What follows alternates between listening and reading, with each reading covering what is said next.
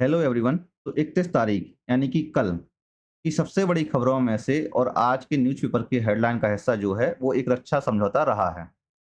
भारत और अमेरिका ने इस समझौते पर हस्ताक्षर भी किए हुए हैं और यह जो 10 साल का समझौता है यानी कि 10 इयर्स डिफेंस फ्रेमवर्क है। खबरों के एनालिसिस के आधार पर कहा जा रहा है कि ये समझौता जो है आने वाले दशकों में एशिया प्रशांत की ताकत का संतुलन ही बदल देगा। मतलब एक सबसे बड़ी बात है कि जो एशिया और प्रशांत वाला जो कनेक्शन है, उसमें जो संतुलन है या कहें जो रीजन है, इन सब में एक नए चेंजेस लाएगा। तो यह जो मीटिंग हुई है, ये कहाँ पर हुई है? एक कुआलालंपुर मलेशिया में हुई थी, जहाँ पर ये फ्रेमवर्क साइन हुआ है। इसमें भारत की तरफ से रक्षा मंत्री राजनाथ सिंह थे और अमेरिका की तरफ से जो थे डिफेंस सेक्रेटरी पीटे हेगसेथ थे। इन दोनों के बीच में एक सिग्नेचर हुए हैं। इस समझौते के बाद राजनाथ सिंह ने कहा कि यह समझौता जो है भारत और अमेरिका के रिश्तों के बीच में एक नया अध्याय खोलेगा, एक नया चैप्टर प्रारंभ करेगा।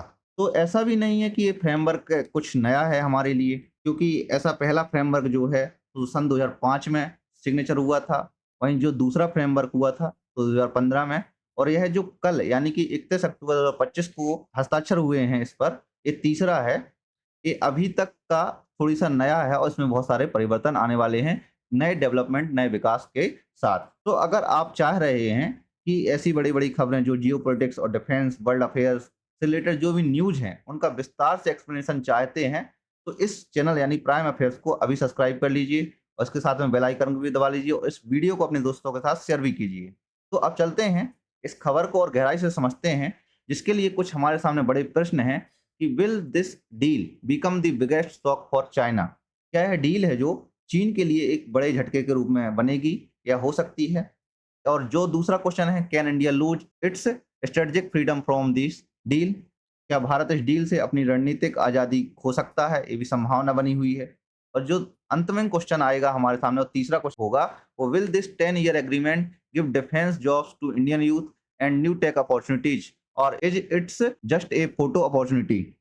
यह 10 साल का जो समझौता है, हो सकता है कि भारतीय ये युवाओं के लिए कुछ डिफेंस जो जॉब्स क्रिएट करे या नई टेक अपॉर्चुनिटीज़ क्रिएट करे, या ये हो भी सकता है कि केवल और केवल एक प्रकार की फोटो अपॉर्चुनिटी या फोटो के लिए मौका दिया गया हो। ऐसी संभावना बनी हुई है।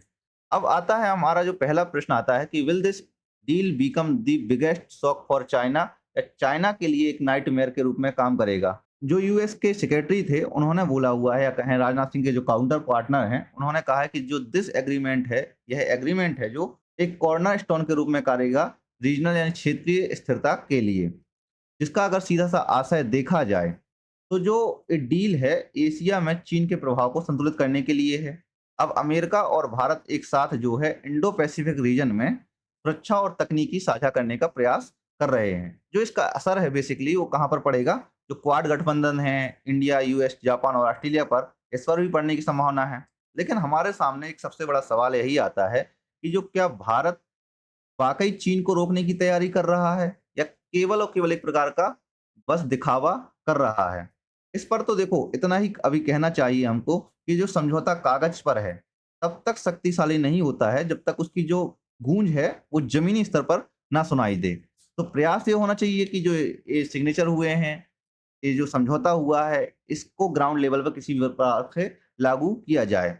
अब हमारे सामने दूसरा जो प्रश्न आता है, वो यही है कि क्या भारत इस डील से अपनी रणनीतिक आज़ादी खो सकता है? क्या संभावना है strategic freedom from this deal lose कर सकता है या नहीं कर सकता है? तो जो देखो भारत हमेशा जो है, वो स्ट्रेटेजिक ऑटोनॉमी पर जोर देता आया है। यानी कि जो उसका कहना है भारत का, यानी हम किसी एक देश के सहारे पर नहीं चलते हैं। लेकिन अब जब अमेरिका के साथ इतना गहरा सहयोग होगा, तो हमारे सामने सवाल यही है, क्या भारत की जो डिफेंस पॉलिसी है, वो अब वाशिंगटन डीसी के नक्शे पर लिखी जाएगी? ये संभावना भी तो देखी जा सकती है ना। इस डील में जो है वो technology sharing, information exchange, joint production जैसी बातें भी की गई हैं। लेकिन अगर भारत अपनी इंडस्ट्री को मेक इन इंडिया के साथ जोड़कर देखे, तो यह जो हमारी आज़ादी है, उसको घटाएगा नहीं, बल्कि भारत का जो डिफेंस एक्सपोर्टर है, उसको भी बढ़ाने की संभावना होगी।